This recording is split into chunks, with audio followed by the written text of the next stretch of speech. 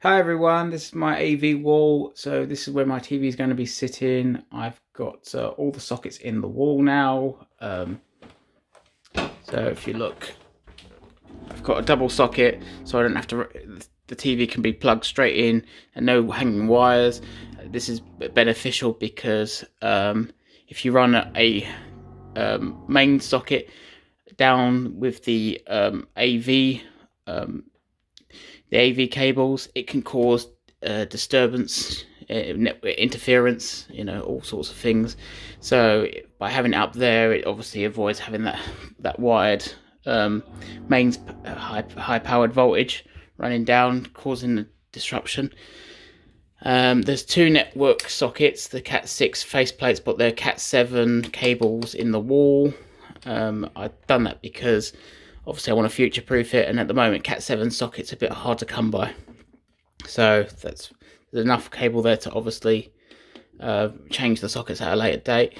These are the satellite feeds. So I've got twin satellite feeds because all new televisions now have twin tuners in the back of the TV. You don't have to, you can use a single feed. It's all dependent if you want to record on the USB. I've just stuck it in there because I thought, well, what the hell, it's basically just one extra cable in the wall. These are the terrestrial connections. I've had to use the F connector faceplate as well because I couldn't get hold of the RF version. So I'm just going to put an adapter on, and you won't see it really behind the TV anyway, but this is just obviously to make things nice and tidy. I'm a bit of an OCD person, so cable management is a very high priority for me. And so I've got the AV connections here again, and there are two satellite feeds here, and these are two RF connections. One is for DAB, and unfortunately I can't relabel it, so it's sort of thing that I just have to know it being the DAB being on the far end and the TV being in the middle, more or less next to the satellite. These are Cat 6 faceplates again, and because we've gone for the nickel, black chrome, I think it is, dark chrome. It's obviously a darker shade of chrome. I've gone for the black inserts. Now I had to buy the plastic ring, black one, for it because it was cheaper than buying all these individually from the wholesalers for some reason. So obviously, by doing it this way, I saved myself a £5 for each socket, which is about 15 quid. So it's a good tip, really. Even if you're not going to use that ring, it just saves yourself money anyway. And obviously, saving money is a good thing. So there's about 12 sockets down here, plus the two upstairs. And when I mean upstairs, I mean up there. And there's two up there, one for the TV and another one for a soundbar, because the soundbar also uses network port.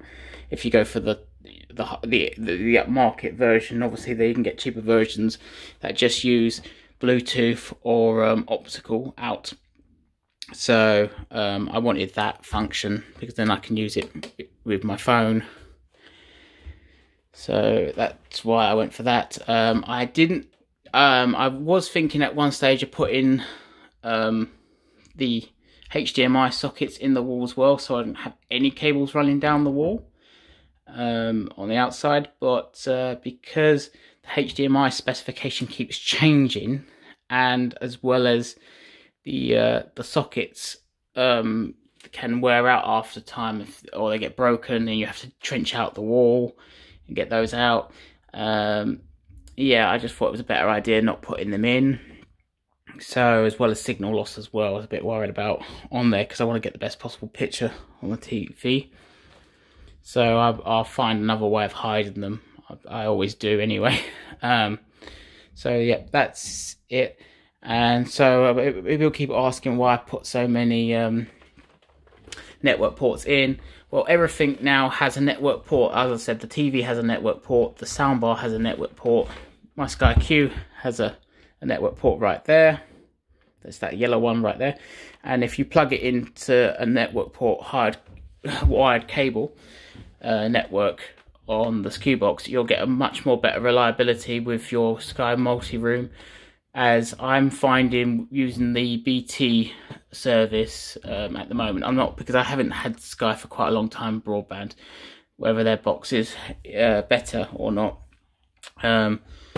Basically, it keeps dropping out and I keep losing signal, which is kind of annoying. I've had the engineer come out loads and loads of times, and he's obviously seen these sockets, and he said, "Oh, do they work?" And I said, "No, they're not. They're not active yet at the moment, because at the other end, I haven't had the basically way things are at the moment with money wise. I haven't been able to buy the necessary switching equipment to make them all live. So only a handful are actually live on a test at the moment.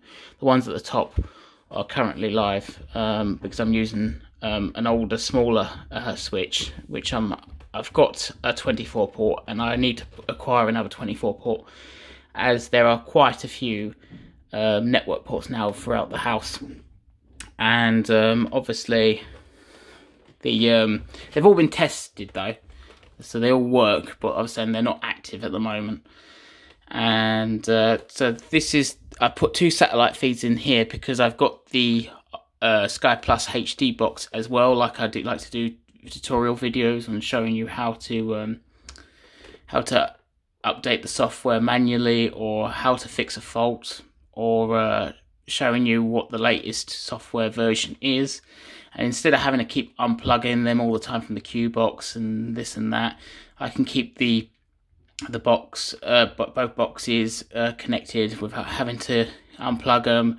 It's better for the box itself because it means less wear and tear on the sockets, and Sky will be happier me not interfering with the SKU-Box all the time. So yeah, as well as I can plug a FreeSat box in, as I've got a FreeSat Samsung hard drive recorder that allows me to keep the recordings forever on the box. So something that Sky, obviously if I stop the subscription, I lose the ability to still remain using the recordings. So it's not something I'm too fond of with Sky, because obviously you pay for the service and it's such a short term of you being able to access those recordings unless you stay with them, obviously. And I don't know what happened when they finally switch off the support for the Sky Plus HD box. I can't see it happening anytime soon. It's probably going to be within the next 10 years sort of thing, because there are a lot of Sky Plus HD boxes out there. And in my mind, the Sky Plus HD box is the superior box, as the Sky Q